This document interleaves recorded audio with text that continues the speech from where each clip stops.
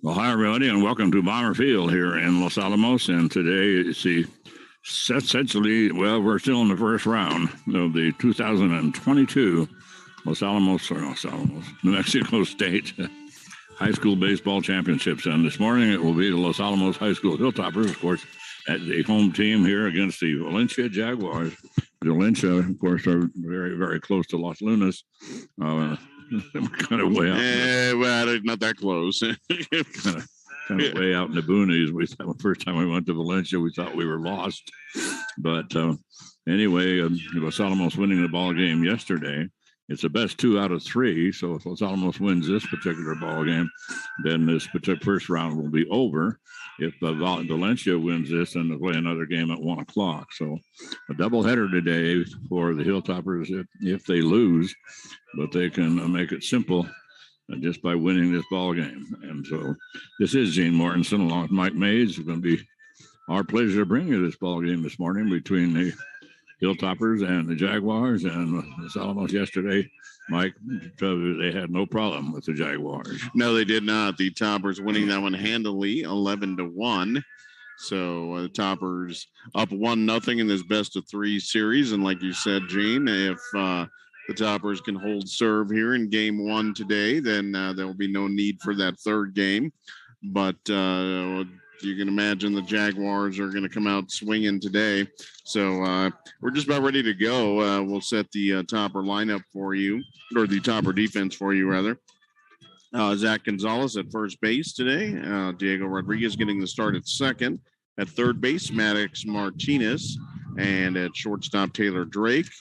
The outfield, Charles Steinkamp in left field today. Caden Thornton in center, and Tice Wadley in the right field. Behind the plate, Carson Dixon and Grant Watkins on the mound, and he delivers a first pitch fastball for a strike to Joey Bracamonte, the left fielder for the Jaguars. He'll be followed by Jacob Apodaca and Eliseo Ramirez due up here in the top of the first inning. Well, and that number 2 pitch looked awfully good, but umpire waves it off, so it makes a 1-1 count to Bracamonte. And so Carson on the mound, as Mike says, Grant Watkins. He throws pretty hard and he works pretty fast, swing and miss. And so that's going to even up the count at 2-2 here as we start things off. Jacob Apodaca, their pitcher, is on deck. Eliseo Ramirez, their shortstop. And it's in the hole. Is it okay to say in the hole nowadays? John McHale and I were talking about what is okay to say when you're on the radio anymore. You never know. So, well, it is a long-standing term. I don't know why it would be an issue. John was asking me, can you say the fat lady's time for the fat lady to sing? I don't know. That one might be a little dated. I gotta admit, as pitch looked like it ran a little bit inside on Apodaca, but they're going to give Grant Watkins the strike. 1-1 the count. That one beautiful fastball right on the outside corner, right at the knees. 1-2 the count here for Watkins, who, like you said, Gene, does not waste a lot of time between pitches. No, he certainly does not. So the count evens up at 2-2 to the pitcher. So Grant Watkins going after his counterpart right here, swing and miss, and that's it. So the first 2 batters come up, the first 2 batters go down. And so Carson Dixon's are. So Grant Watkins looking good as usual. And now he's going to face the shortstop, Eliseo Ramirez. 2 away, Mike, here in the top of the first inning. A beautiful morning here at Bomber Field. It really is. And just a little bit, it might get breezy today, according to Mr. Steve Stucker on Channel 4. And we're going to keep an eye out on that. Not too bad so far, as we have a ground ball that's going to get through on the left side past a diving Maddox Martinez and into left field. So first hit of the ball game for the Valencia Jaguars. That was Eliseo Ramirez. He is on first base. So that is going to bring up the cleanup batter for the Jaguars, Martin Chavez. He is the second baseman. So 2 away, runner on first base after a nice single out into left field. So Carson Dixon behind the plate, and boy, he's got his eye on first base, and I'm telling you that if Eliseo Ramirez decides to go, Carson, he decided to go. Boy, I mean, decide to go. He was halfway to second base as Grant was just still coming out of his windup. Yeah, he didn't. Grant didn't see. I don't think anybody saw him. He just took off, and Dixon wisely doesn't even bother to throw down to second. He had no chance. None whatsoever. I mean, I was talking about Carson keeping his eye on first base. Grant, of course, had the ball. And it just took off. Well, Eliseo Ramirez, he just took off for second. And I mean, there wasn't any question. He was almost at second by the time Carson Dixon caught the ball. There's a high foul ball into right field, and that's going to be out of play. So that makes the count now 1-2. So Carson with 2 outs, he struck out the first 2 batters, and now he's way ahead in the count against their second baseman Martin Chavez. And go Grant checking out second base. They're a little bit worried about Eliseo Ramirez.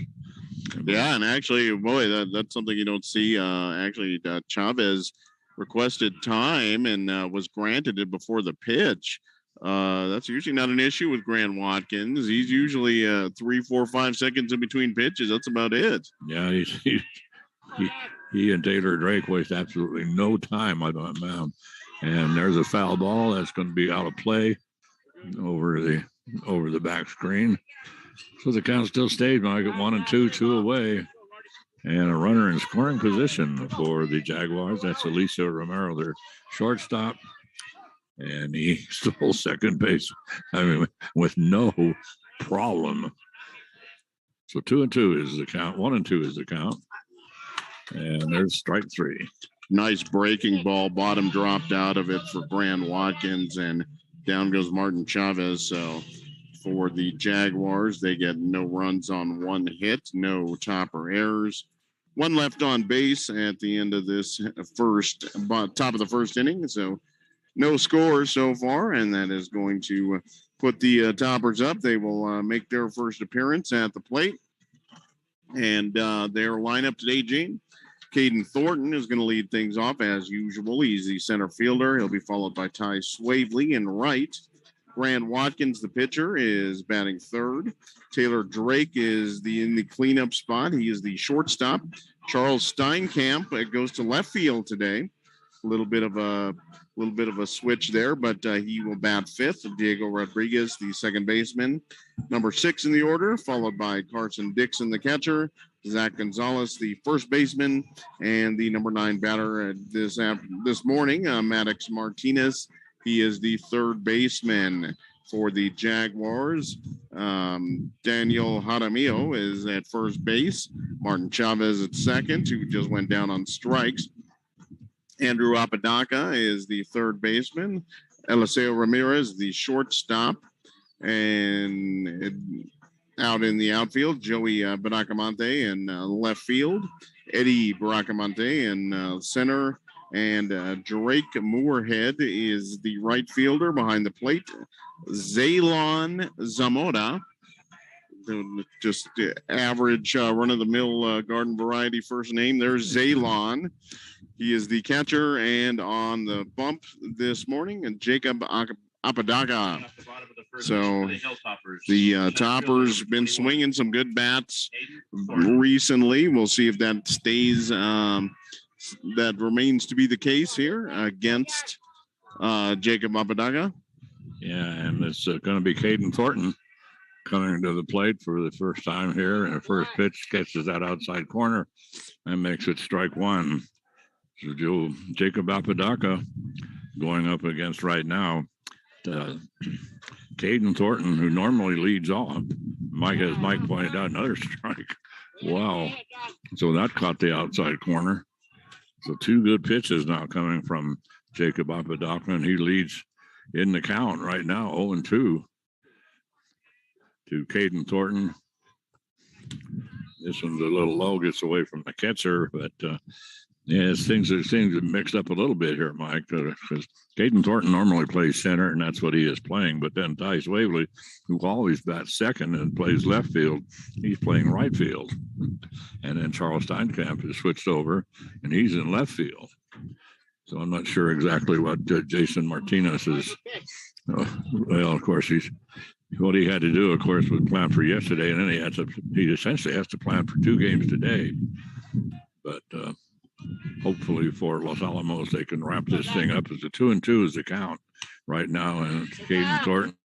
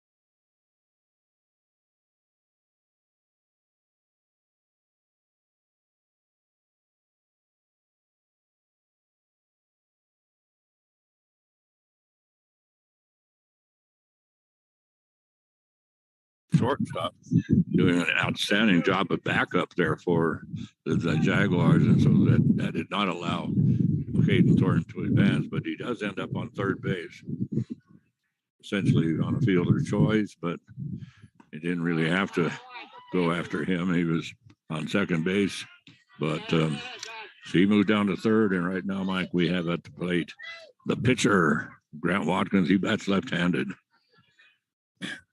So the count right now is 0-2 he gets a hold of one out into right field, right center field. That's going to go up against the fence. So we're going to have Caden Thornton come in and score easily, and then walking up and standing up, walking into second base. That time Grant Watkins with the left-handed batter with a beautiful hit out into right center field. And that will bring up the cleanup hitter for Los Alamos, Taylor Drake, right, our shortstop. And just a frozen rope out there into right center.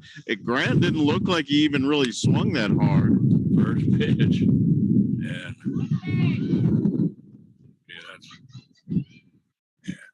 that's going to fall in front of the left fielder, Joey Bracamonte. And so Drake is aboard. Jason Martinez being a little less aggressive than I think we've seen before. Grant, not the fastest runner the Toppers have, so he's going to get held up at third. So first and third, one out here for Los Alamos, and that is going to bring up Charles Steinkamp, the number 5 batter, but Toppers already up 1-0. A throw over to first base. Taylor Drake dives back to first. He is safe. Just barely. Oh, that was a pretty good move. Yeah, it really was. So right now it's well, we have not had a pitch yet. So right now, so it's one away right now. As Ty Swavely had grounded out to third base, but that ends up allowing Caden Thornton to come home. Well, actually, Caden didn't come home on that one. He got to third, and then Grant Watkins with a nice double brings him home. Hilltoppers lead 1-0. So paying a lot of attention, Apodaca, to Taylor Drake on first base. Drake does not have a big lead out there on first, and Drake. Drake's not super fast. He may or may not go in this situation, depending. But he doesn't look like he's planning on going anywhere right now. No, he doesn't. He's very close to the bag. So it's 1-1. There's a throw to first again. They're very worried here about all of a sudden. Yeah, I'm not sure why the extra thing. Drake taking a little bit of the lead, and finally a pitch over to Steinkamp, and that is a nice curveball, catches the outside corner. Yeah, breaking ball. And he took a little bit off of it. But boy, that was a nice curve. Makes it 1-2. And so Steinkamp gets a hold of one out into right field, but that's going to go foul.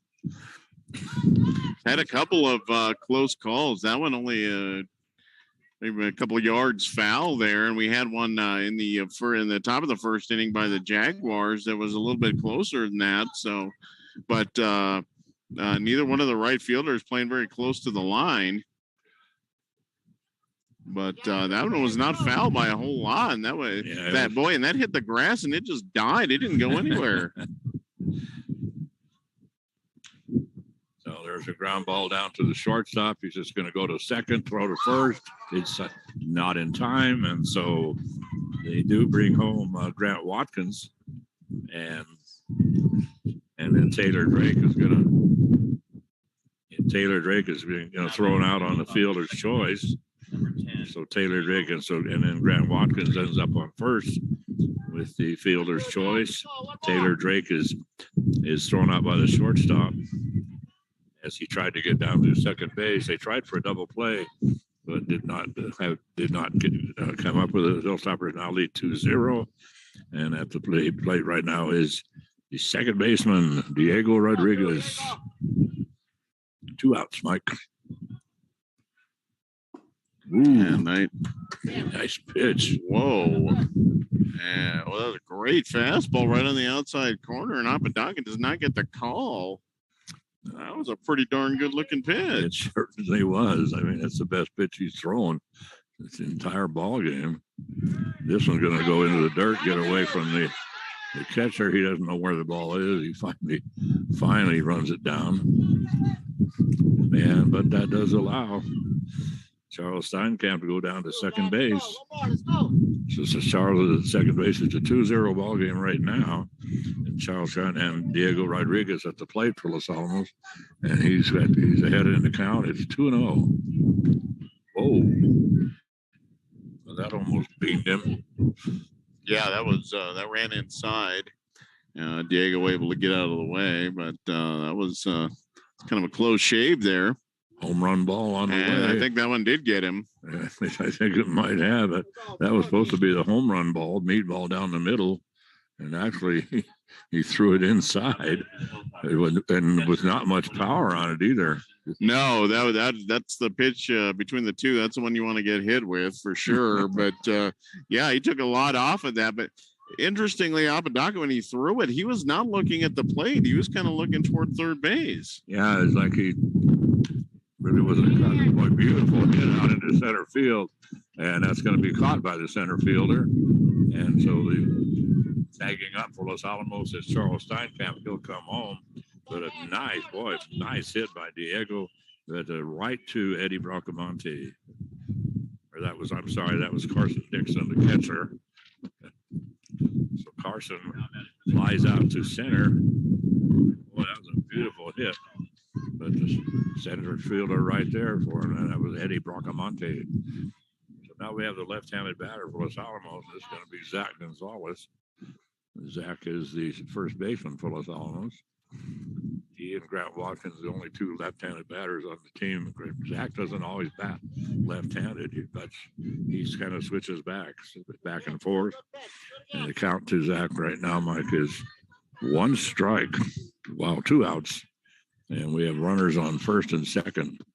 And the Hilltoppers jumping up ahead here in the ball game right now. What is he? We have 3-0. 3-0 ball game in favor of Los Alamos. Exactly the way they wanted to start this game too. Don't want to give the Jaguars any more hope than they absolutely have to, and get this one wrapped up. Nice swing by Gonzalez, but that's lifted.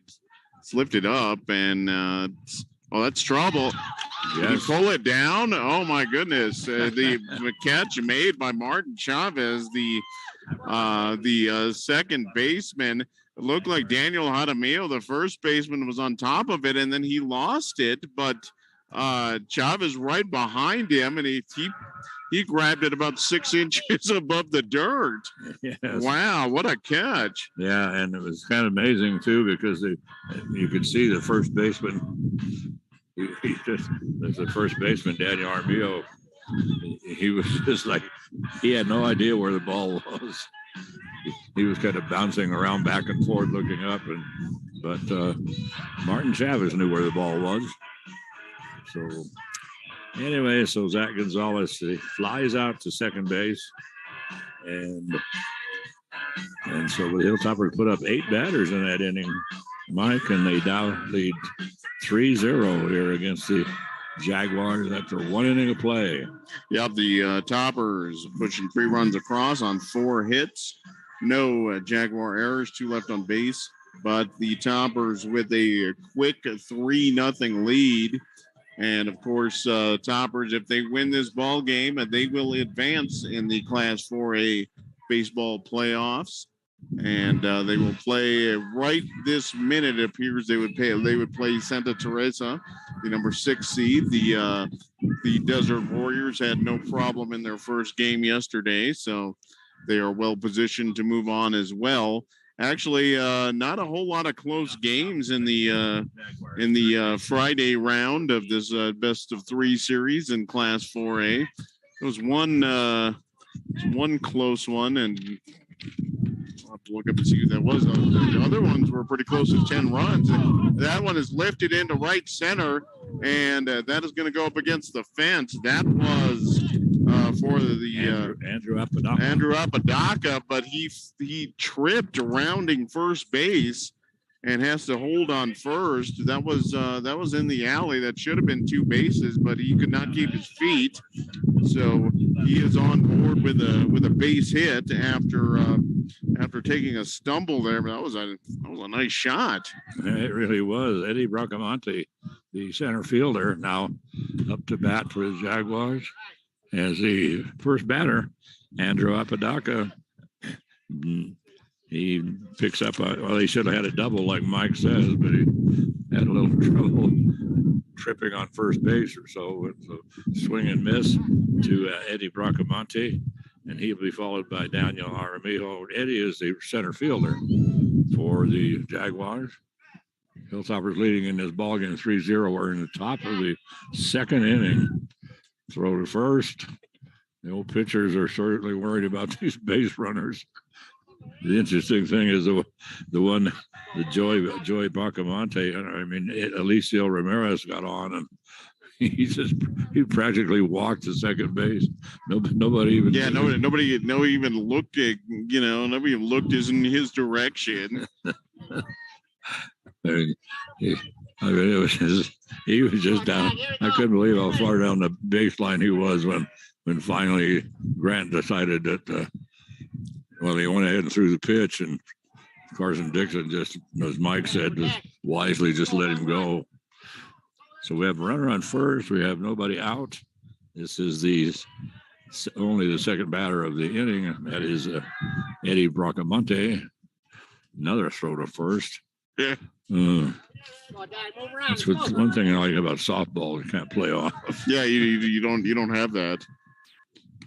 This one gets away from Carson Dixon. The pitch was a little high, so that's going to move Apodaca down to second base.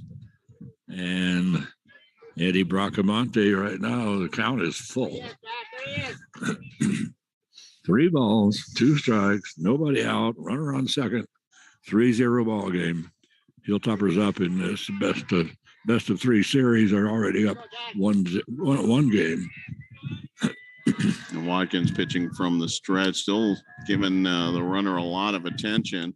That one going in, and that one's going to be admired. That was straight down Broadway to Bracamonte, and he just watched it. And actually, he took off for first like he was expecting a walk. That wasn't even.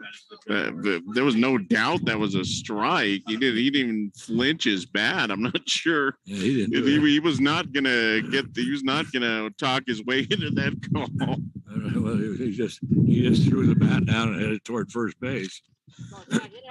And then we got the Leslie Nielsen call, and so that's the end of it for Eddie Bracamonte. Daniel Armillo, the first baseman, is up.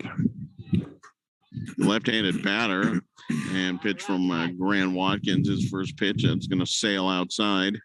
1-0 the count.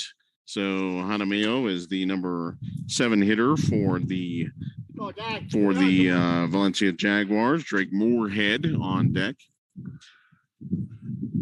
Runner on second, 1 out. Jaguars would love to get that run in and try to keep pace a little bit. And that second pitch from the Grant Watkins is also runs outside. 2-0 the count. 2-0 the count. Second runner on second base. 3-0 ball game. As Mike says, they would love to bring him home out on second base. Andrew Apodaca. Ball 2 is the count. Swing and miss on a hard fastball. That looked like that was kind of sailing outside too. Surprised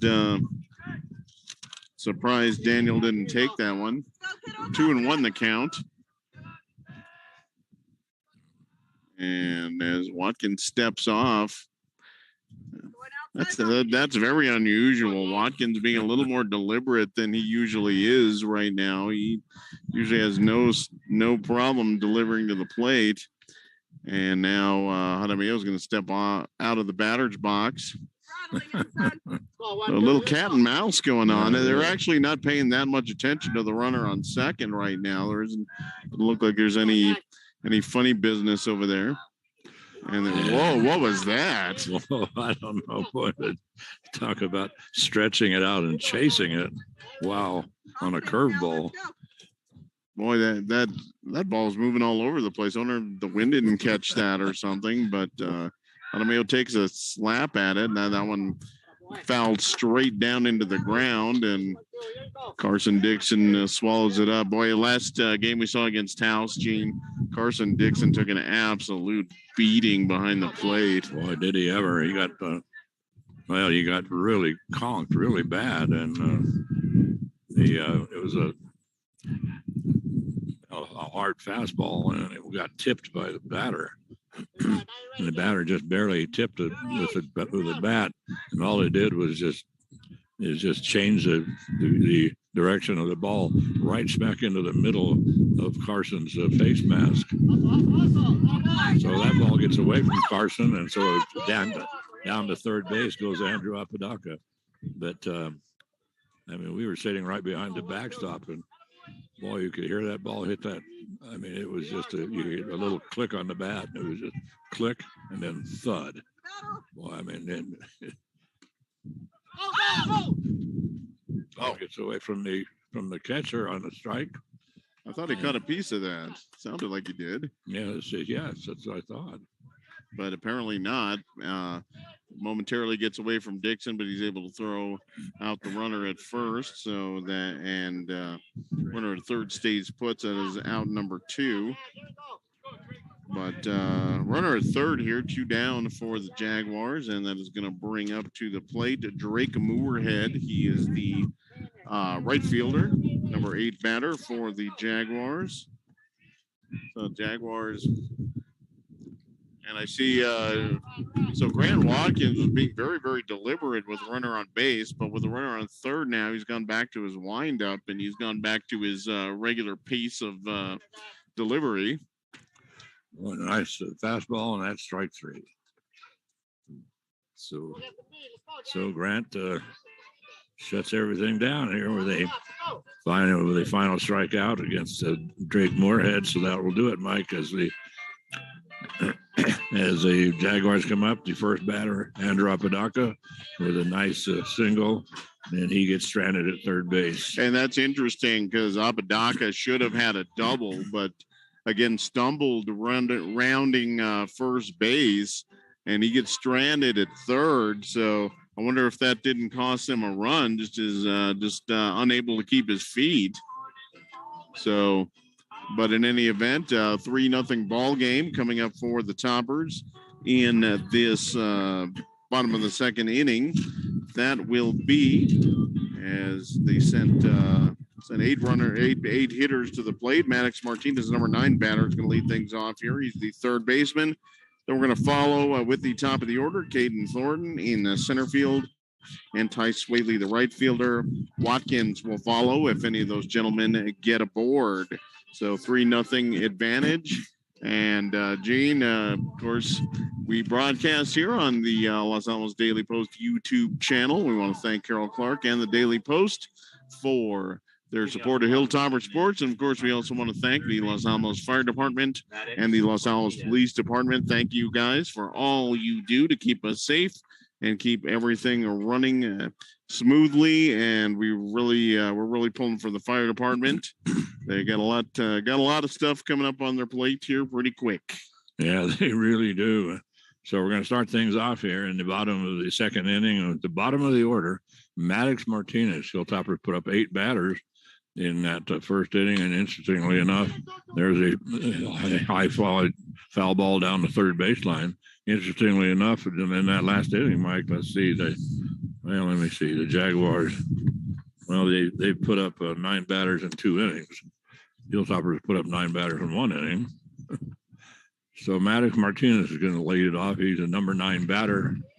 He'll be followed by Caden Thornton and Ty Swaley. And the count right now is 1 ball and 2 strikes. I like that scoreboard. I just wish it was at a different angle, just yes.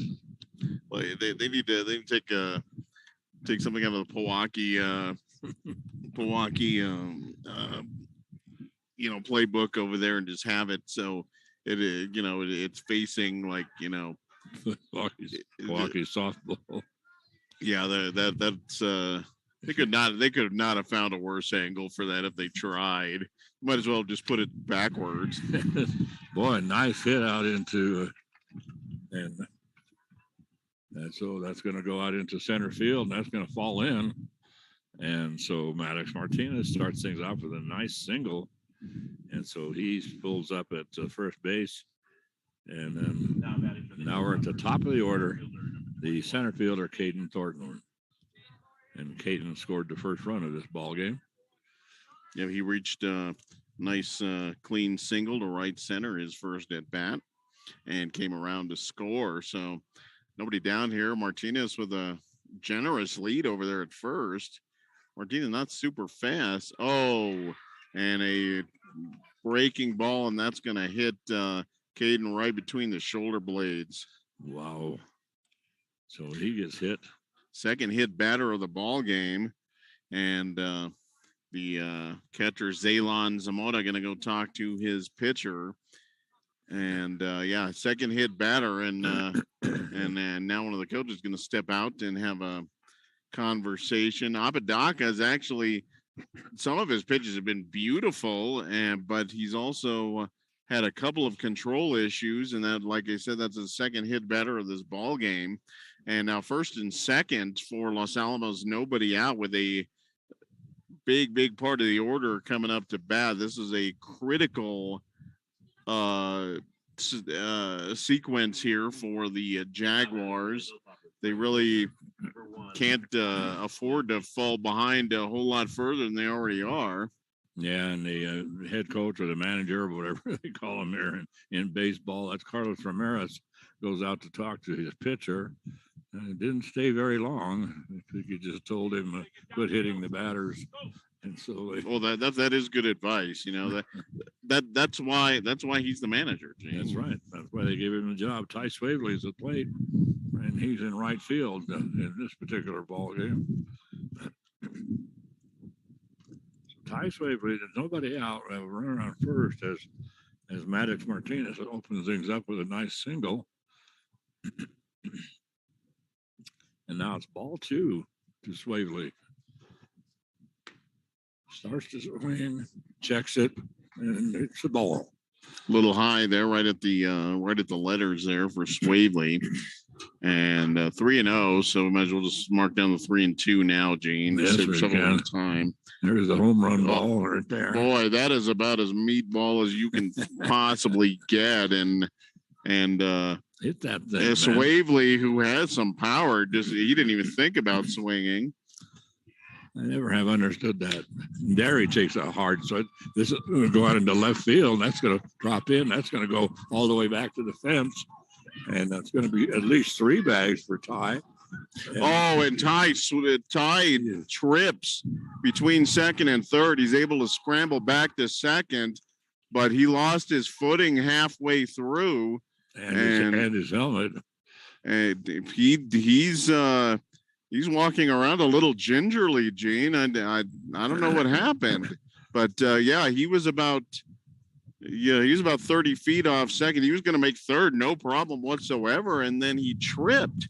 That is a second runner go down. Anyway, he is in with the double, 2 runs in for the Hilltoppers, but they're out there checking on Ty right now.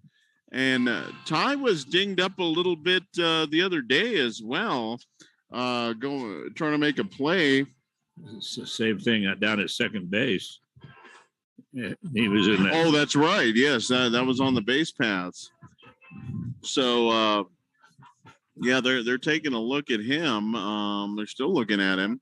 And the thing was interesting was that he rounded second base. I was just about to talk about the fact that he did get a infield home run, which I called it an infield home run, and my good buddy Mean Mike here, he said, that's a single with errors.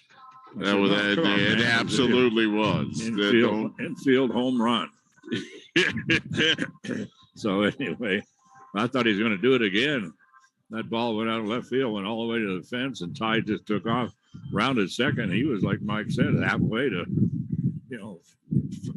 third base, and we got a new pitcher. Yes, we do, and that is for the Jaguars. Eliseo Ramirez is going to take over, so Apodaca is done. Yeah, Eliseo was the shortstop, no longer. So we'll see what other moves the Jaguars make, but 5-0, and this is it for the Jaguars. If they do not win this game, their season is over.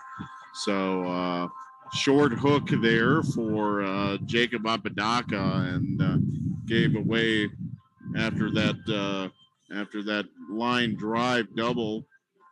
Should have been a triple for Ty Swavely. The Apodaca's day is finished, so they're going to bring Ramirez in, and they're bringing him in. Nobody out, runner on second base, and he's got to hold on. This is really Toppers. If they can, even if they can just bring Swavely home, they're going to be in full command of this ball game, and Jaguars are going to have a lot of trouble. Boy, I got to say, watching Ramirez warm up, if that's typical of his velocity, I don't know. We'll see what happens. But not one exactly burning a hole through the catcher's glove there, Gene. So see what happens. For the Hilltoppers, number 7. And he's got a tall order here. Grant Watkins, a number 3 batter at the plate, and Watkins fully capable of driving one a long way. That had a little more zip on it than we saw him warm up with. Left-handed batter. And Watkins, his first trip to the plate, had a double and drove in a run. Also came around to score. That one fouled off to the left side and out of play. 1-1 the count here to Grant Watkins, runner at second base. Nobody out here for the Toppers, so they are primed for a huge inning. Yeah. So anyway, Mike, Alicia Romero's on the mound right now as he replaces Jacob Apodaca, and then Martin Chavez, who was at second base, has gone to shortstop, and I'm not sure who's at second right now. That might be Apodaca at second. So Alicia Romero comes in from shortstop to try to put out this fire, as Grant Watkins said, forget it. And boy, beautiful hit out there into center field. And that's going to be pulled in. So the center fielder, Eddie Bracamonte, pulls that one in for the Tigers. But boy, beautiful hit that time by Grant Watkins. I thought Grant hit that a little harder than he did. I guess he got under it just a hair. But the fly out and not super deep, not enough for Swavely to advance. He's going to stay on second. That's going to bring up Taylor Drake, the cleanup batter, to the plate. And that one's going to run inside as Ramirez loses his hat. That's the worst when you lose your hat. It's even worse to lose your helmet. Oh, that is pretty bad. Ty Swavely went down. He went down pretty hard. Yeah, and his helmet went flying. Looked Helmet. like he got hit by a linebacker or something. Yeah. And the helmet just went flying. So, anyway, right now at the plate is Taylor Drake, the shortstop for Los Alamos. It's getting very windy here at Bomber Field. New pitcher for the Jaguars. This is going to be low and outside. And so right now the count is 3-0. 3-0. So wow. here comes the meatball. Yeah. Runner on second base right now. And so here comes that home run ball. Whoa, right down the middle. I don't understand that. I mean, there's some guys, okay, maybe you don't want them swinging. But these are pretty hefty hitters here, especially Drake, and that you couldn't have asked for a better pitch to drive. No, that's for sure. So the second one is going to be fouled off as usual. No, that's could have called that a little while ago. Yes. So that's a standard procedure. 3-2 the count. Yeah, so right now, Taylor Drake following protocol. Go 3-0, take the next pitch, then foul off the next one. And this is going to be fouled off, and it's going to stay in play. And it's going to be caught by the first baseman in foul territory. So a high fly ball in foul territory, and just to the foul territory side at first base. So Taylor Drake fires out to first base. It was Daniel Jaramillo making the catch, and that one had a little action too. We saw Jaramillo last inning lose a pop fly. Martin Chavez ended up catching it, but he drew a beat on that one and made a nice catch in foul territory. So that's going to bring up Charles Steinkamp. He has a fastball right at the knees for strike one. 2 down here. Runner still on second. Ty Swavely. 5-0 ball game right now, and we're in the bottom of the second inning. And like we say, it's a best 2 out of 3 series. The Hilltoppers won easily yesterday afternoon, 11-1. So at the plate, Charles Steinkamp, and Charles, if he gets a hold of one, I mean, he could pop it, but didn't get a hold of that one.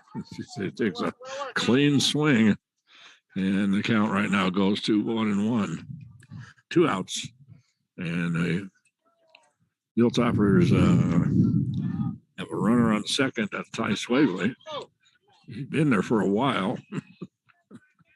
We'll take off for third, and a hit and run there by the Toppers. It's going to get fouled off. Swavely had a great jump. Actually, Charles probably should have just let that one go. Yeah, really.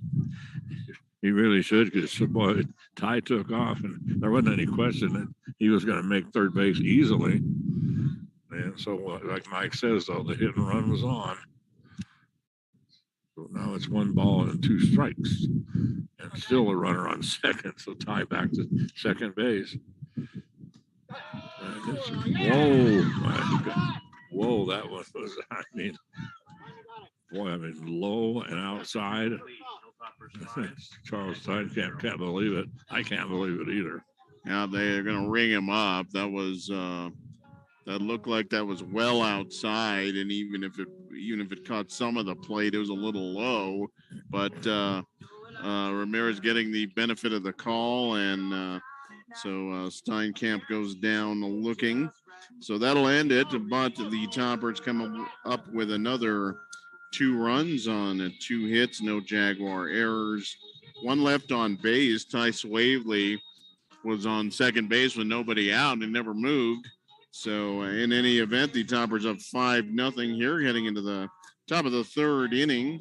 And they are well in control here in this game, too. Like we said, if the Toppers hold on to win this ball game, they will advance in the Class 4A state championship playoffs to play very likely the Santa Teresa Desert Warriors. That will be next Thursday at Cleveland High School in Rio Rancho. And Santa Teresa they're the number 6 seed, but we've seen them in the past. They are formidable. That is a very, very solid program they have. Santa Teresa, of course, way down there in the southern part of the state. As far as you can go. Just you can be at middle of Santa Teresa, throw a stone and throw it into Texas or Mexico, one or the other. So the first batter up will be the bottom of the order, and that is going to be the catcher, Elon Zamora. And he is the 9th batter of the ball game for the Jaguars. So Grant Watkins is doing a good job on the mound for Los Alamos. And this one is tipped. So it's going to make it, well, like strike 1. Whoa. I thought that was a second pitch. So did I. Yeah, it was a second pitch. Well, anyway, that one runs in. Bud Grant gets the call on that one. And that is the end of Zalon. He goes down looking. 1 away for the Jaguars. Yes. So Joey Bracamonte, is coming up. He's in left field. He should be, at least. Alicio Ramirez is right now is the well, he's a pitcher, and so anyway, we'll try to keep track of the Jaguar lineup as they move things around. But anyway, at the plate right now is the left fielder Joey Bracamonte. 1-1. Big swing and a miss there by Bracamonte. 1-2 the count now as left-handed batter. Didn't he bat right-handed his first time up? Yes, he did. So switching to the other side of the plate here, well choked up on the bat is Bracamonte. So 1-2 still the count as he fouls that off. And oh wow, what a breaking ball by Grant Watkins. Comes right across, right at the knees. Boy, you don't throw a curveball better than that. And absolutely nothing Jacob could do with it. He admires it, and there's no point in swinging at that. There was absolutely nothing he could have done. A great pitch there by Grant. So he retires Joey Bracamonte, and now here comes Joey Apodaca, who was the pitcher. And so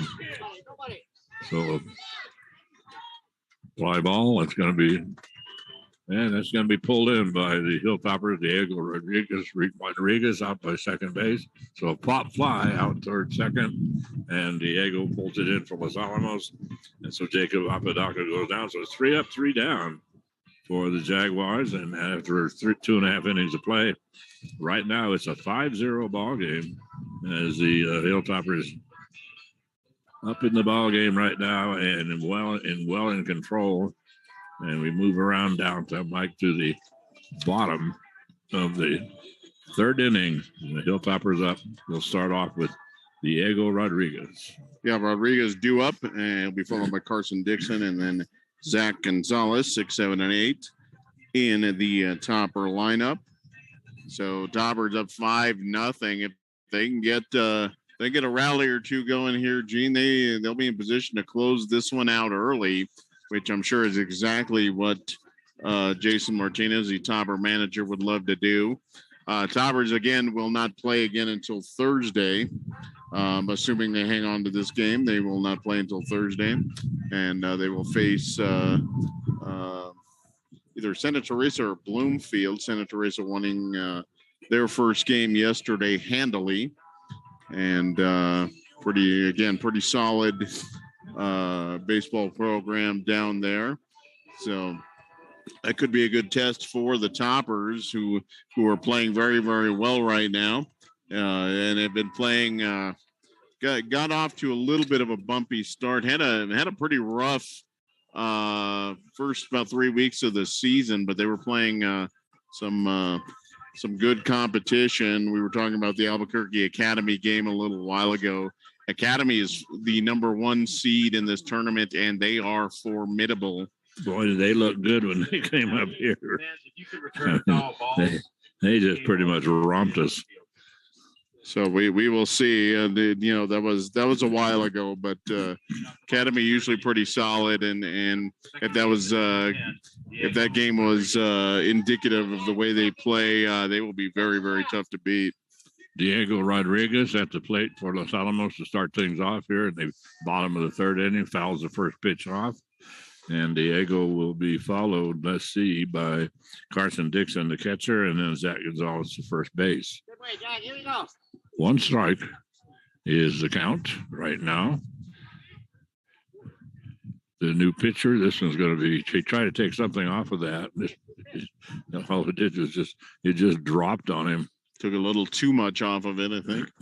Yes, he did. 1-1 the count to Diego, who his first trip was he was hit by a breaking ball, and he was the second batter to be hit, or he was actually the first one. He was the first one, and that one's going to run outside. So he was hitting, and Caden Thornton got the honors for the second one, right smack in the back. 3-1 the count here to Diego. So foul ball. Oops. No, that one's going to be off the plate. Wow. So 5-pitch walk issued to Diego Rodriguez. That's going to bring up Carson Dixon. And Dixon, this will be his second trip to the plate. He had a run-scoring single in that first inning that brought in Taylor Drake, made the count 3-0 at the time.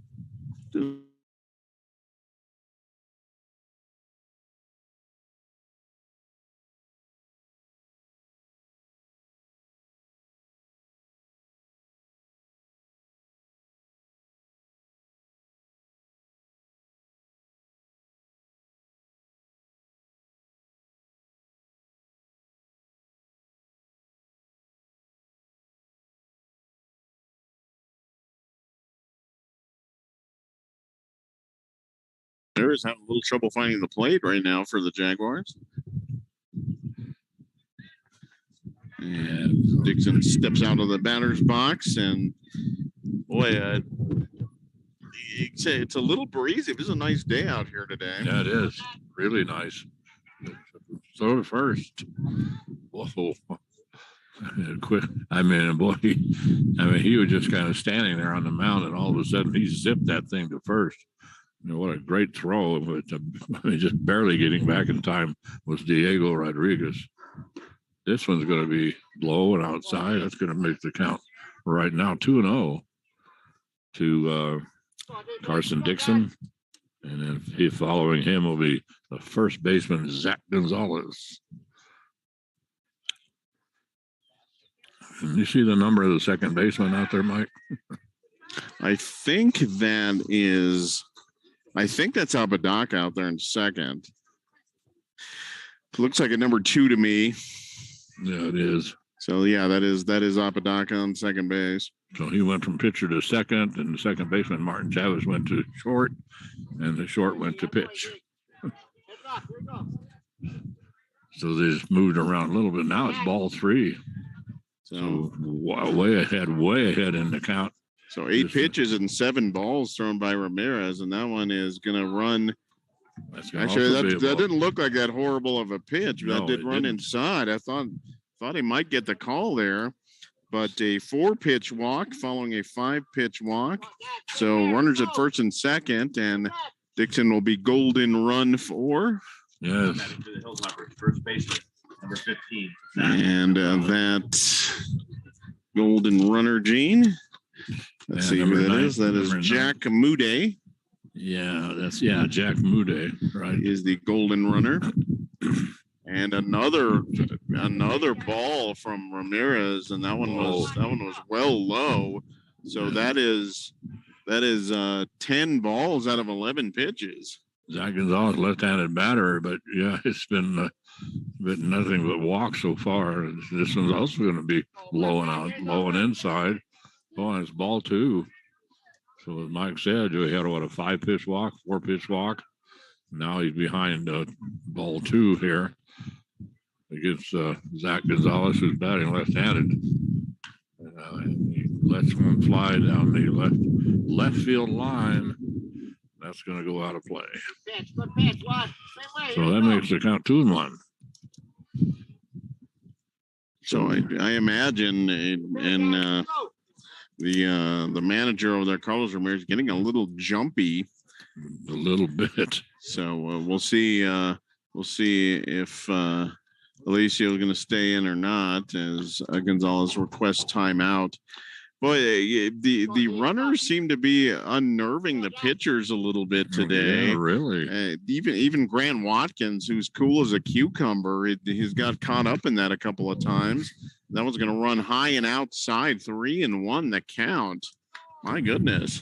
Well, right now, in danger of loading the bases by walks is Alicio Ramirez, and a 3-1 count. And this one is ball 4. That was supposed to be a meatball, and that still ran high. Yeah, it really did. So he ends up. That was supposed to be a home run ball all the way, but that's the 3rd walk right off the bat. So we load the bases, and all of them on walks. So Diego Rodriguez and Carson Dixon, and now Zach Gonzalez. So we load the bases with nobody out. And here comes Maddox Martinez, and Maddox is the 3rd baseman for Los Alamos. So he's bases loaded, nobody out. Maddox is a called strike. That was a borderline pitch. Yes, it really was. So Maddox, if you put one over the fence, grand slam home run. This is what you dream about as a little kid. Yeah. Bases loaded in the playoffs, but I don't know. And Maddox is a good contact hitter. I haven't seen him with a ton of power, however. Yeah, so it's 1-1, and here comes that next pitch, which is high. That's going to make it 2-1. And I'm telling you, if Alicio walks in another run, I think we're going to see Carlos Ramirez on the mound. Alicio, I wonder if Alicio is his son. Alicio Ramirez is pitching.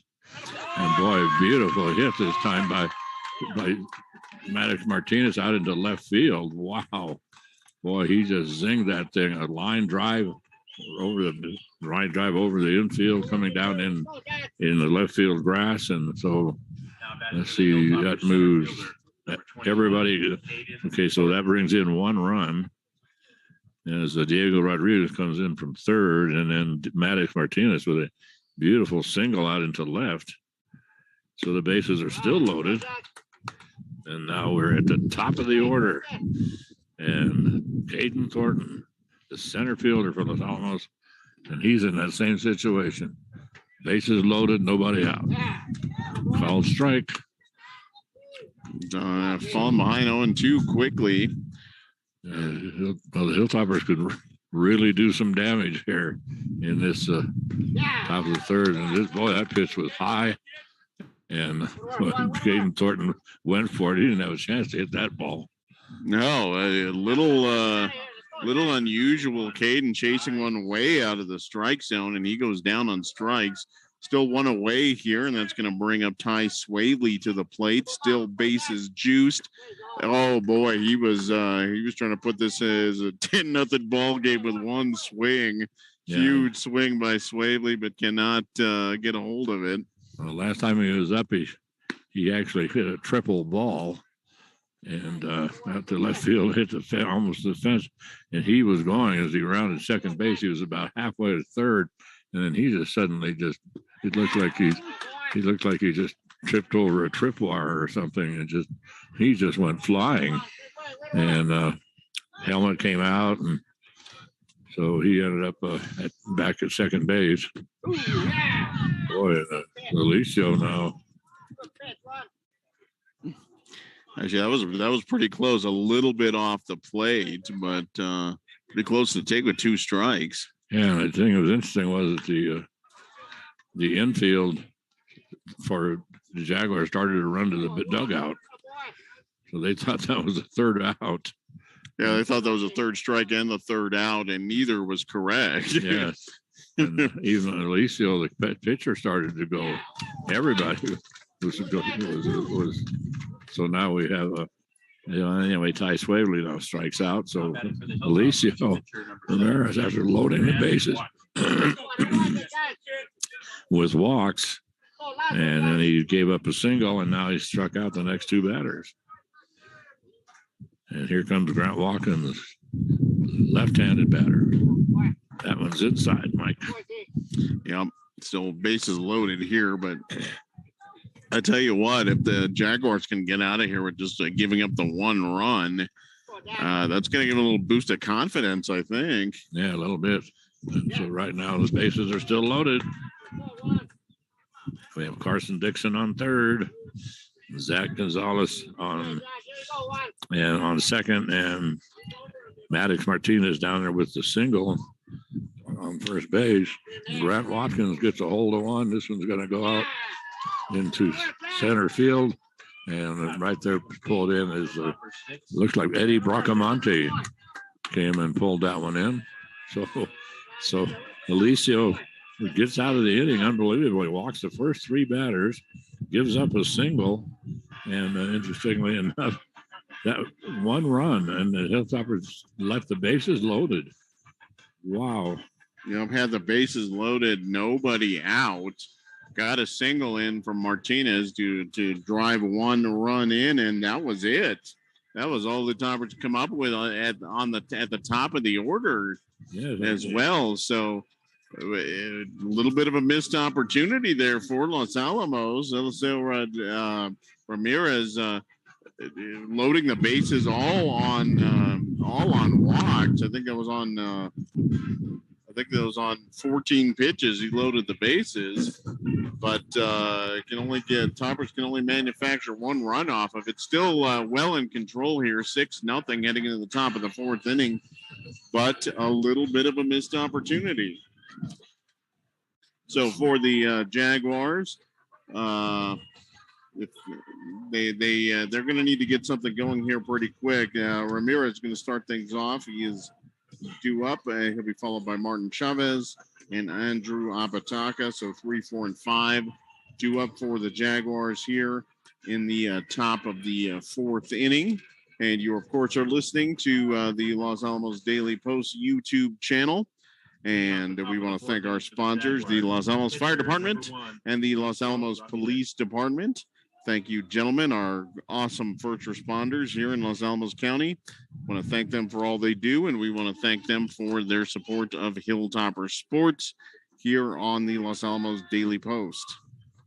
Start things off with who is now the pitcher, Alicio Ramirez. He started off as shortstop, and then he came in to take over, and it looked like I thought he was done in that last inning after he walked the first 3 batters and gave up a single. I thought for sure we were going to see the manager come out, Carlos Ramirez, and say, okay, Alicio, you tried.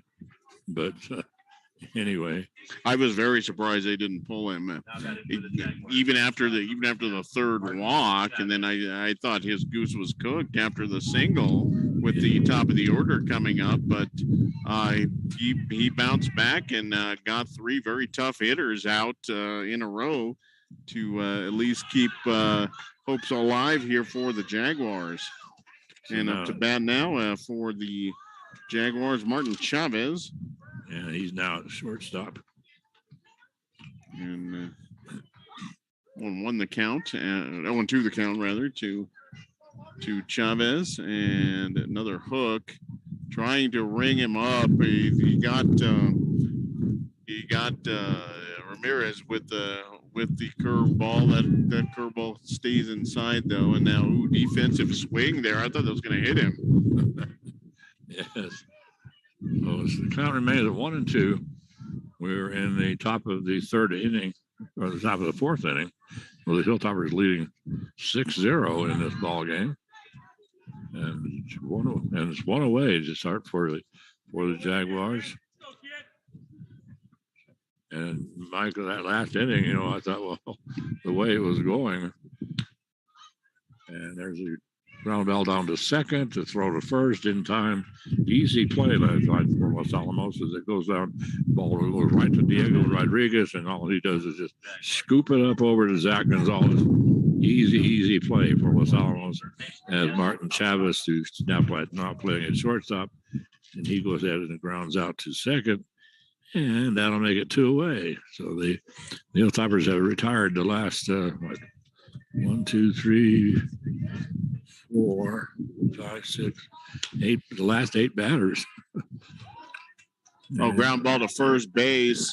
Zach Gonzalez tries to backhand it, cannot come up with it, and Andrew Apodaca is aboard with 2 down here. Right after I said we retired the last 8 batters. Yeah, boy, we're on a roll. We can't be stopped right now. No, we can't.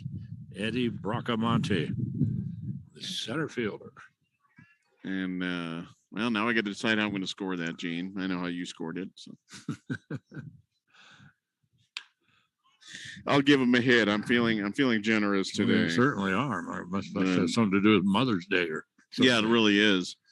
Really, and then my mother would expect me to give him a hit, so I'm going to give him a hit. So Bracamonte at the plate. Have a runner right now on first base. That is Andrew Apodaca, the third baseman, and at the plate, Eddie Bracamonte, the center fielder. Whoa, nice pitch. Fastball at the knees. That's a called strike. So the Hilltoppers, right now, the Hilltoppers up. They have 2 outs, and way ahead in the count right now is Grant Watkins. This is going to get away from the catcher, but like Carson Dixon in a hurry. Well, I'm telling you, he got to that one in a hurry. So Carson right now catching. And doing a good job back there. And that one could have gone to the backstop on the fly if he didn't catch it. Yes. Or if he didn't get in front of it. This one's going to be low. So the count was 0-2, and right now it's 2-2.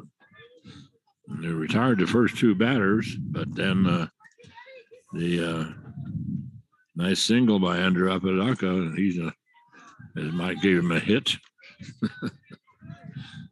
Full count. So here, Apodaca with Eddie Bracamonte got full count with a runner on first base, 6-0 ball game. He's going to foul this one off. Count's going to remain full. And so Bracamonte trying to keep things alive here. They trail in this ball game 6-0, and we are in the top of the 4th inning. And that last inning was the way the Hilltoppers started off loading the bases with nobody out. I thought we were on the way to get to a mercy rule because 10 runs and the Hilltoppers would win the ball game, and I thought they were going to get that last inning. but they did not. And so now the next pitch, finally the pitch to Eddie Bracamonte. And so Bracamonte, he walks, and that'll bring up Daniel Aramillo, the first baseman. And Jason Martinez out there to talk to his pitcher. I don't think he was crazy about that last pitch. And so discussing things over, Toppers well in control of this ball game, but and definitely not over yet. And Jaramillo, big strong kid. So we're gonna see actually if he gets a hold of one here, he can put the Jaguars right back in this ball game. Yes, he can. So yeah, Daniel Aramillo, the first baseman. So we've completed our little trip to the mound. So here comes right now the first baseman, Daniel Aramillo. And Mike said he's a good-sized kid. Takes a hard swing at it, going to foul it off. That's going to be out of play over toward the third base dugout. So right now we're just sitting here with 2 outs. So they retired the first 2 batters. They struck out Alicia Ramirez, and Martin Chavez grounded out to second to Diego Rodriguez. But then the next two batters have been gotten on by the Jaguars. So they trail 6-0, but they have 2 runners on, 2 outs, and we are in the top of the 4th inning. And Watkins requesting time. We're requesting a new ball.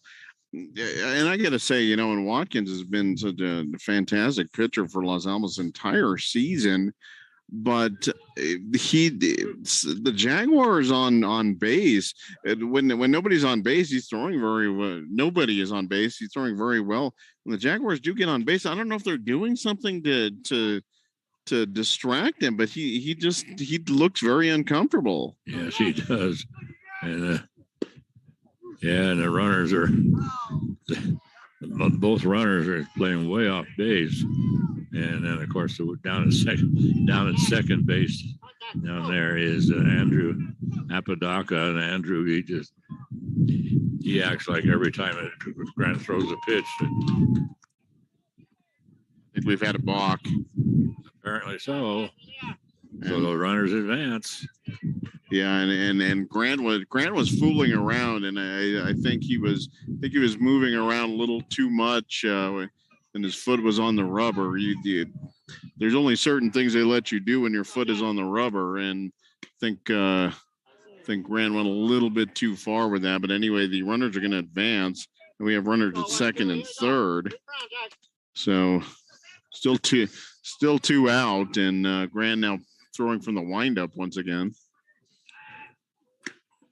And so and there comes the strike to Daniel Aramillo. The ball was a little low toward the knees, but he took the swing, and that makes it 3 outs. But they do strand 2 runners after 3.5 innings of play. The Hilltoppers leading this ball game 6-0 over the Jaguars, and right now it's the best 2 out of 3 series. Of course, we all know that. And then the Hilltoppers, if the Hilltoppers end up winning this ball game, they won the first one yesterday, 11-1. So if they're well in control of this ball game, so they win this ball game, that will do it. That's the end of the first round for both of these teams. The Jaguars go home. Los Alamos goes to Rio Rancho, and so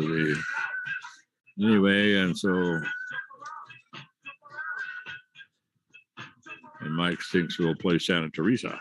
I think there's an excellent possibility of that. The Desert Warriors, like I said, won handily yesterday, and over Bloomfield, the 11 seed, Santa Teresa, the number 6 seed. So that's very possibly who the Toppers would play. Toppers, of course, number 3 seed. Looked very, very good during the district season, and looked very good yesterday. And for the most part, it looked pretty good today. So if the Toppers can get something going here, get a little rally going, they could be in position, Gene, to close this game out early here at the bottom of the fourth inning. And coming up to bat, Charles Steinkamp for the Toppers. He'll be followed by Diego Rodriguez, and then Carson Dixon due up in this inning. And Ramirez still on the mound, and had his control issues last inning, and then throws a one low and away to Steinkamp to start things off. That one lifted to left field. Drifting over is Joey Bracamonte. He's going to pull that one in for out number 1. Now batting for the Hilltoppers. Yeah, number 9, Charles Steinkamp. Yeah, oh no, I'm sorry, that was not Charles Steinkamp. Taylor Drake. That was Taylor Drake. My mistake. So now Charles Steinkamp to the plate. Maybe they're just going to send him up there again. I don't know.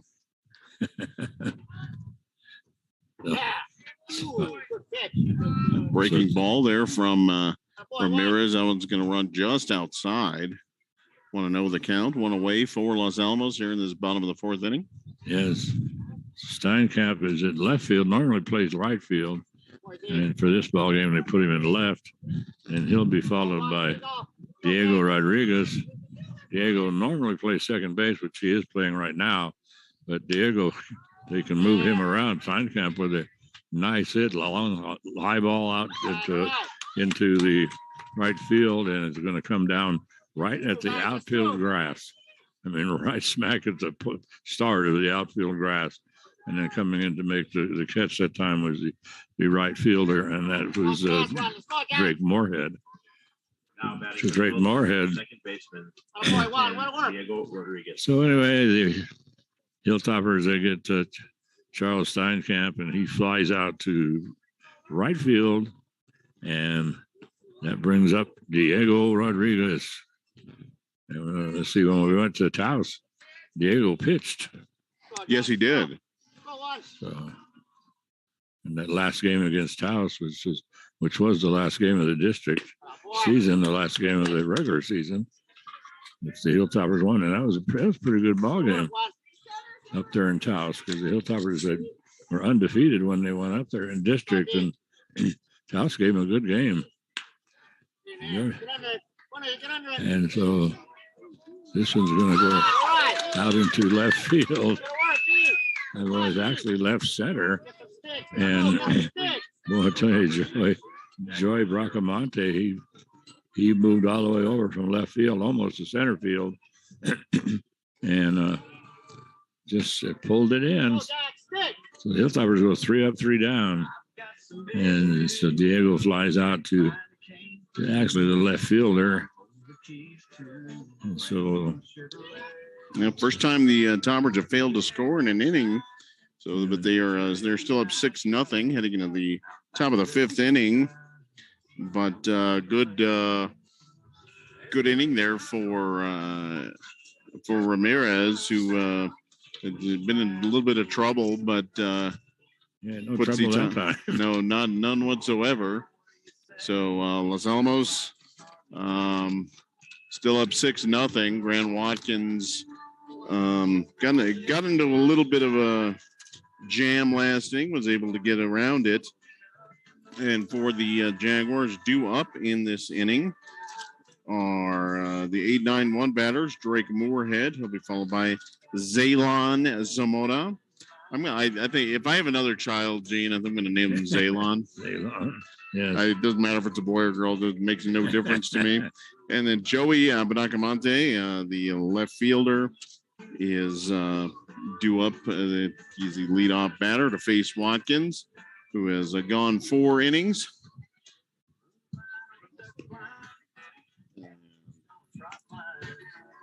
Now things still going pretty smoothly for Los Alamos, and Los Alamos a good position to go to Cleveland High School to play on Thursday. And leading off the top of the 5th inning, I'm trying to think if we've actually been to Cleveland. I'm not sure we have. Yeah, we have. I did a radio broadcast there from Cleveland. That's when let's see, that particular year. Let's see, that was now I can't think. Anyway, Mang.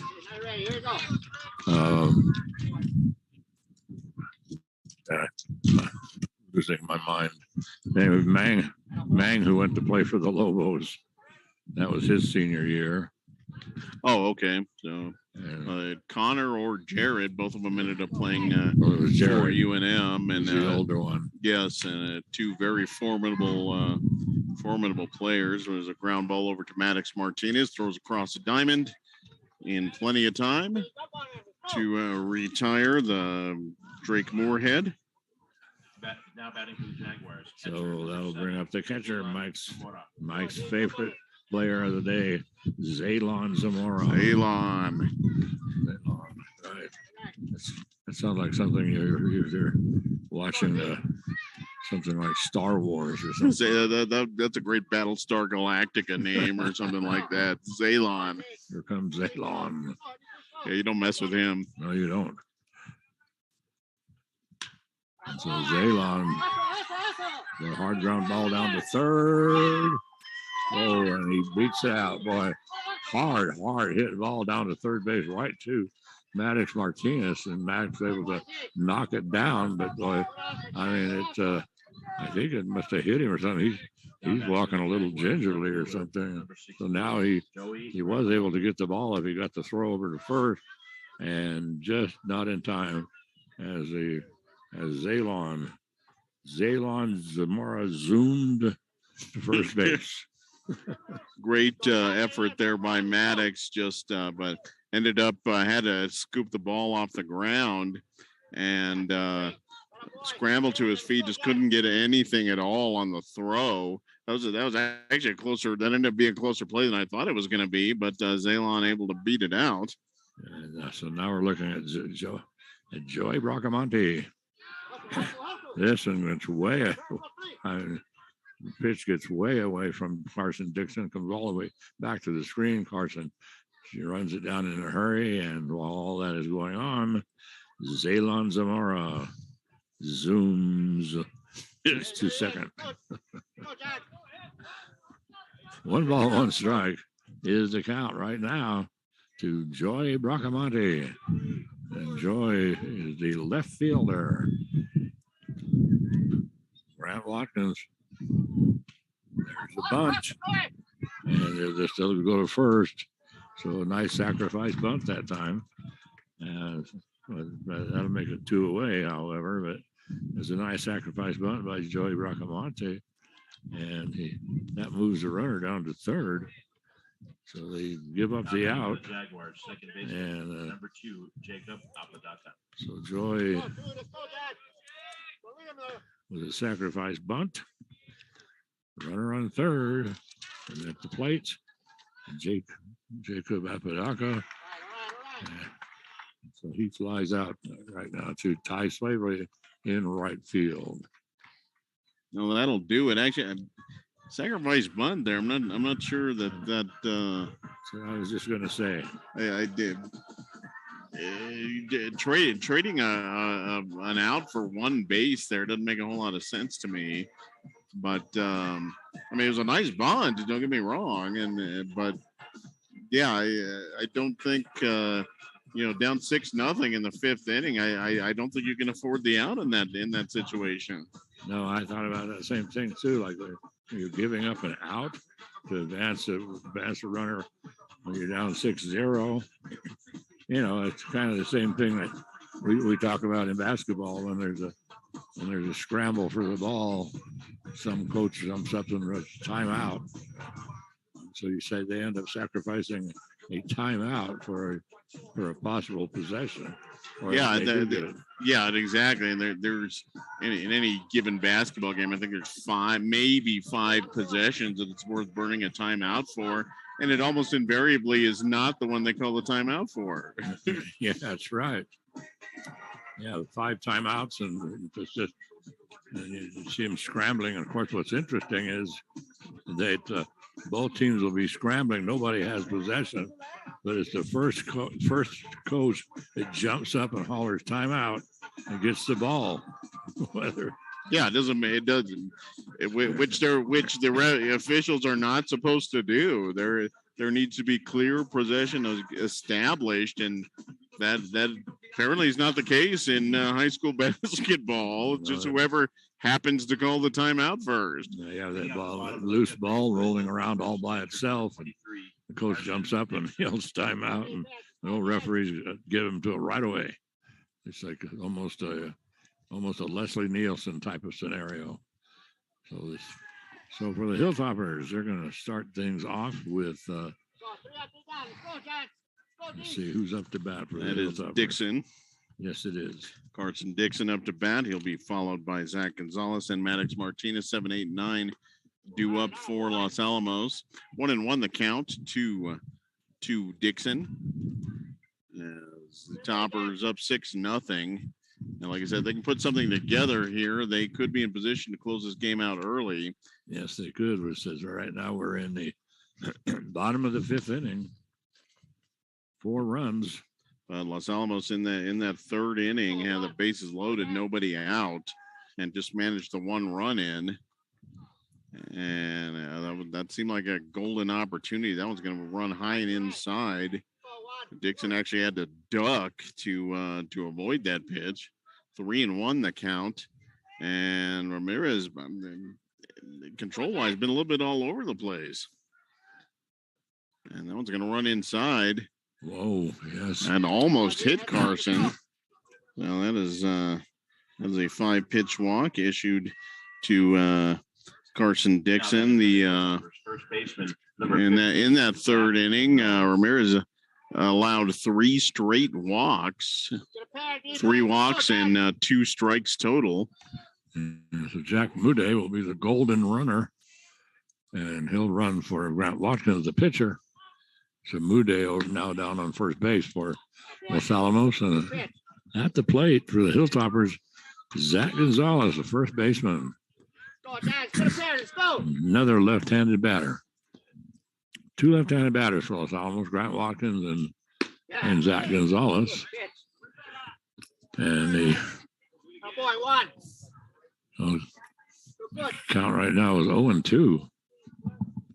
Let me correct that. That's 2-0. Yeah, that one ran a little bit high and inside on Zach. Actually, not a terrible pitch, but 2-0 the count, and that one's going to run high and inside again. So we're looking at 3-0. So Zach's a big kid, so but he will watch this upcoming meatball. Hey. Won't even think about swinging. There you go. Yeah, he didn't even take the bat off his shoulder. Why did he even have a bat? He had no intention to swing it. He could have just put the bat down and kind of leaned on the bat. It makes it now 3-1. And there's a fly ball out into that's right going to get field. over. That's going to get over the head. It's off the base of the fence. Yes, all the way back to the fence in right field. And so the runners are going to advance. And so right now it's the runners advance. But Carson Dixon, he had to hold it first a little bit at that time because it looked like it might have been caught out there in right field. So he had to hold up a little bit. But then when it drops in, he takes off. And so Carson goes actually it's Jack Mude running for Carson. He goes around to third.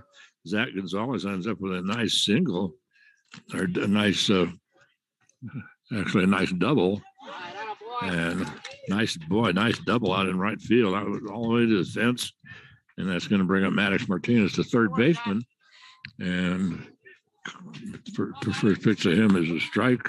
This is going to be a ball. So no outs again, Mike. Runners in scoring position. We have Jack Mude on third and Jack Gonzalez on second. Whoa. Big swing there by Maddox. It's going to count 1-2.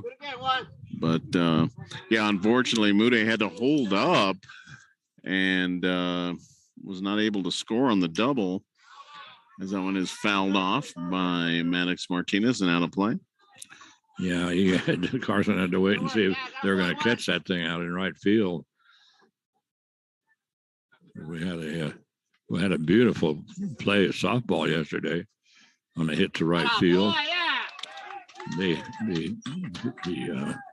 Hilltopper playing Valley. Valley had a runner on first, and so they hit the ball out into center fielder number 21. and they hit the ball into right field. And Izzy Madison, who plays right field, she just charged in and ended up making it a line drive right to her. So she caught it on the run and threw it to first and caught the girl off at first base for a double play. So you can't just take off. So the count right now is this. Well, it says ball one on the scoreboard. I don't think that's right. I think he's throwing more pitches than that. Well, let's see. They say 1-1. They say 1. I thought it was 1-2. So did I. Well, we'll find out here.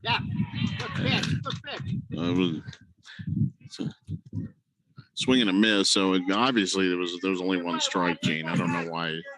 You thought there was 2. And at the plate for Los Alamos right now is Caden Thornton. And so 2-2 the count now as that one runs outside. So Thornton, big opportunity here with 1 out. Take the swing. That one's going to be fouled straight back and out of play. So Toppers have had a couple of opportunities really to put the Jaguars in dire straits. We'll see here. This is another big one for Los Alamos. Yeah. 2-2. So then, but it's amazing. Alicio Ramirez, he's been giving up a lot of walks. And he walked the first 3 batters of the last inning, then had a single. The Hilltopper scored 1 run. But then Ramirez then just kind of settled down and then retired the next batters. The Hilltoppers, after loading the bases, no outs, only able to score the 1 run. So now we're looking at Ty Swavely. And he's in right field for this ball game. And he fouls it off. And so the count right now is going to be 0-2. I don't know, Ramirez, he has these phases. he gets into the ball 4 phase. And then the next thing you know, he's in the strike 3 phase. So he's in the strike 3 phase right now. 2 outs. And Ty, the nice hit out into right field. And that's going to drop in. That's going to go, and trying to dive for it at that time was the right fielder, could not get to it. That was Drake Moorhead. And he dove for it, could not get to it, picks it up, and finally gets it over to second base. And so taking off for the Hilltoppers that time was. Let's see, it was Hilltoppers pitcher number 17. Well, Jack Mude and Zach Gonzalez will both score. Yes. 8-0 advantage for the Toppers. Watkins up to bat now for Los Alamos, and he could put Los Alamos. He can end this game with 1 swing, Gene. Yes, he can. And that's what he's trying to do, but he got a little bit under it. Walk-off home run, but. Oh, that fell. Oh, my goodness. That drops, and that's going to score. Wow. Swavely. That looked like a very routine fly ball, and nobody went after it. No, they didn't. They just let it fall in there, and so I think Ty Swavely was more surprised than anybody else. Shortstop number 5. Oh my goodness! So.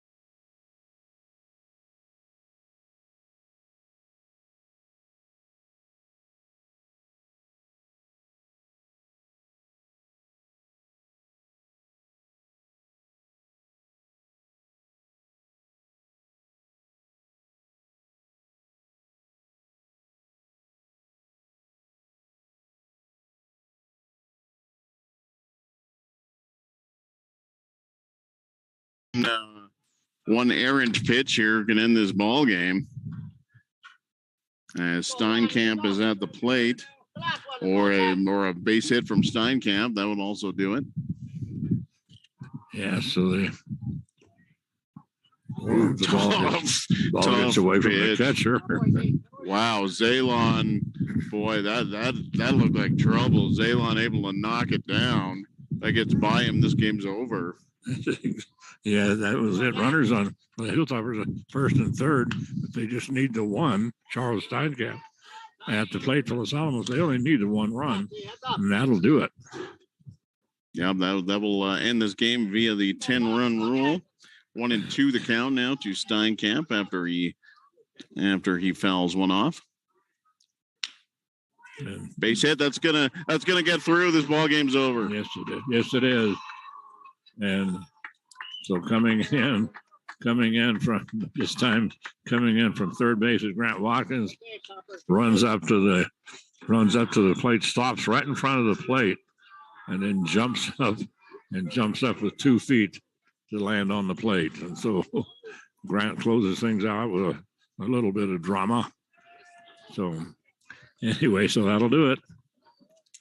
10-0 in 5 innings. I thought that's the last inning. I thought they were going to set that up already, but the Hilltoppers come out. They're down at 6-0, put in 4 runs this inning.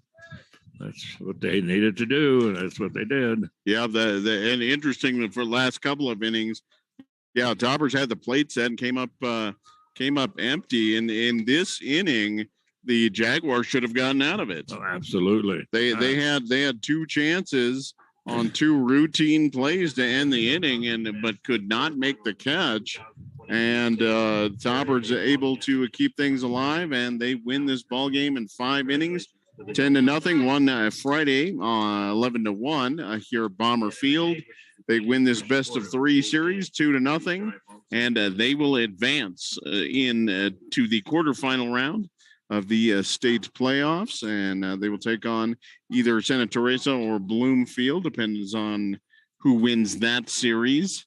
The Desert Warriors were the pretty solid favorites to win that one. We'll see if that does in fact hold up, but the Toppers win here. Win these 2 games by a combined 21-1, and they advance. And a couple of nice victories over the Jaguars. So Toppers will be moving on. So good looking series here for Los Alamos. Yes, absolutely. So they have no trouble with the Jaguars. Jaguars were the number 14 seed. Los Alamos the number 3 seed. And coming into the ball game, the Jaguars, coming into this ball game, they were 9-15, and the Hilltoppers had gone to 19-7 after yesterday. So that was their overall record right now. But so the Hilltoppers, on paper, favored to win this ball game, and the paper was right. They won the ball game 11-1 and 10-0. As Mike says, combined 21-1. So that's pretty decisive. So the Hilltoppers will advance, as Mike says, and that'll be Thursday down at Cleveland High School. They have a nice, let's see.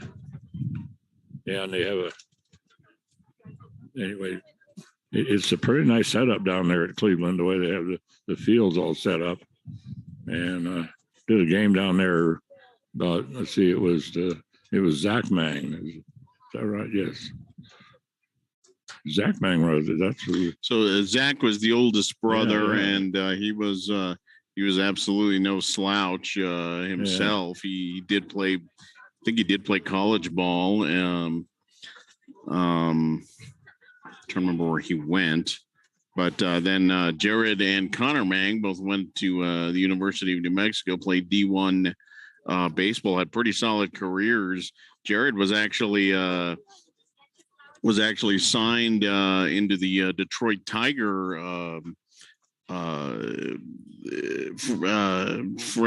franchise. He was with their farm system for a little bit, so he got to play a little bit of professional ball as well. then Connor's going to be a doctor or something like that. So, I mean, too bad the Mags really just never panned out. Yeah. You know, that's unfortunate. Yeah. So, I mean, great athletes. My God. Fantastic athletes. And you know, Zach was also the quarterback for a while, and for Los Alamos, and just an outstanding athlete. Jared, very good looking athlete. Connor, very good looking athlete. Wow, phenomenal family, and just so much fun to watch too. Oh yes, absolutely. So that anyway, so the Hilltoppers take care of business pretty easily, winning it easily last night, and then this morning here at Palmer Field closed things out. So the number 3 seed, they did what they were supposed to do. So now the 3 seed is going to play the 6 seed. So that'll be, as Mike says, probably the Desert Warriors. And that's almost a foregone conclusion. So the Hilltoppers will be going up against them. I think I had to schedule. I'm not sure what time that ball game is. Well, we'll take a look at that, and then we'll let you know. So check out the Daily Post, and we'll keep you updated on what's going on with Topper baseball. But baseball team through to the second round here of the Class 4A playoffs. So nice looking pair of games here for Los Alamos. Topper softball team was also advanced to the playoffs, but boy, they ran into a buzzsaw from Jersey Gutierrez yesterday, Jane. Boy, she was lights out. It was interesting too, Mike, because I was telling people I talked to, I said, well, the pitcher just shut us down, but she didn't do anything fancy. She was just a small girl, and all she did was she essentially just threw strikes. I mean, the ball wasn't going all over the place. She wasn't throwing a lot of curveball. Ball wasn't going all over the place. It was most of her pitches were right dead on over the plate, very, very close. She didn't throw very many balls, but and the thing is that all of her pitches essentially were hittable.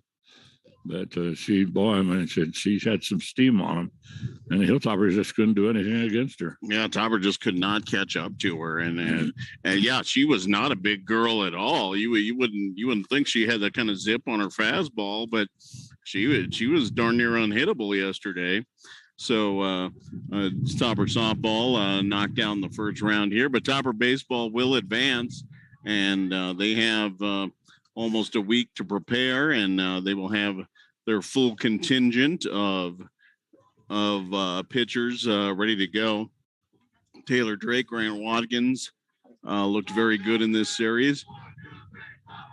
We do have plenty of guys coming in out of the bullpen if they need them, and that's the thing about once you get in that tournament, it's you've got even if you've got 2 really, really outstanding pitchers, you need something else. Oh yes, or else you can't bring your ace back on 1 day's rest. That doesn't work. And some people have tried, and it never seems to pan out the way they think it's going to. So your pitching staff is put to the test once you get into in the main bracket of the tournament. So we'll see, but Taylor Drake and Grant Watkins will be ready for the next Topper outing on Thursday. And like I said, we'll take a look at that and let you know exactly when that is going to happen. So check the Daily Post out, and we will keep you apprised of what is going on with Topper baseball. But nice couple of wins here today, or in this weekend rather. Toppers, were the favorite, and like you said, able to hold serve with now too much trouble over the Jaguars. So a couple of nice wins here for Los Alamos, and that's just what the doctor ordered. Yeah, it really is, and it's unfortunate the softball team didn't advance. I thought the softball team They were the 8th seed, and they played the 9th seed. But, boy, I tell you, it's at Valley. They look much better than a 9th seed. And Valley did not look like a 9 seed. They look like maybe a top 5. Yeah, we looked like we should have been lower than 8 yesterday.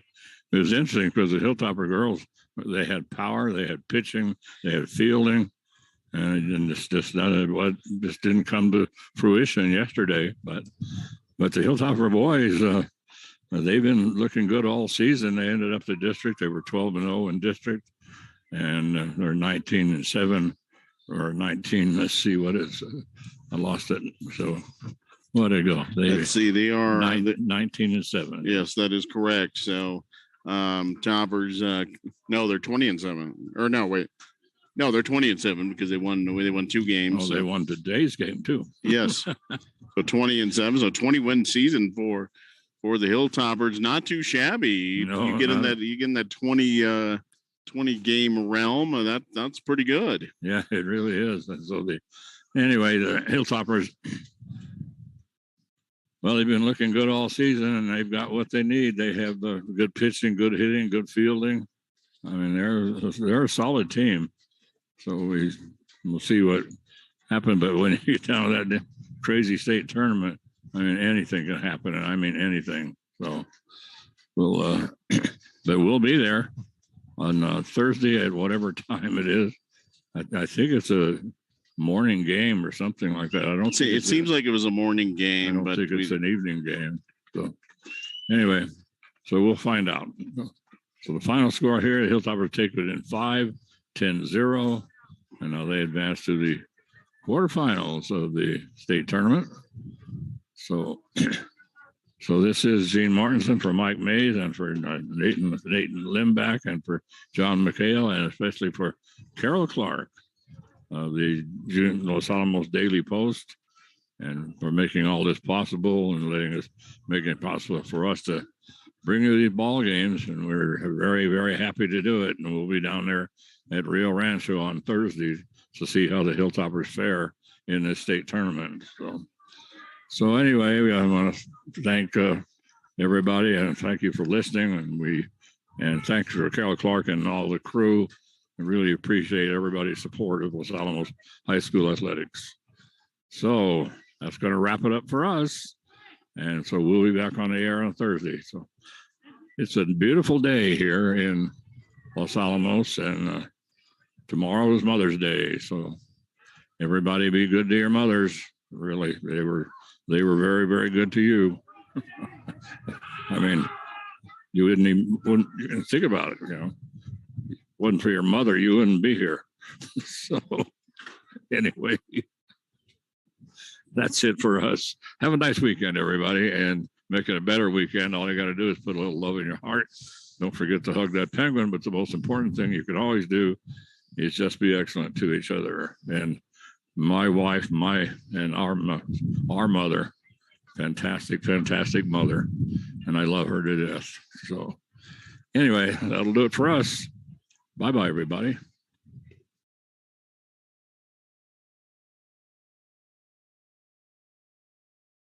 Hi, I'm Daniel Roberts, the commander at Los Alamos Police Department. This year, the police department has joined the Be Visible campaign. As the weather warms up and people are going outside to exercise, walk, run, or some of the kids are riding their bikes, we're trying to join the Be Visible campaign, which is talking about safety equipment so people are more visible to oncoming traffic. Los Alamos Police Department is joining with a lot of other community members on giving out items such as reflective bands, bike stickers, reflective tape, shoelaces that are reflective so in low light it reflects off the headlights of cars. We remind people that are out and about to try to be visible, use flashlights, wear bright clothing, and do anything that's possible to bring their attention that somebody's outside on the side of the street. So we look forward to seeing anybody out there. We will be setting up various booths at organizations, and we have items to hand out. So be safe out there and try to be visible.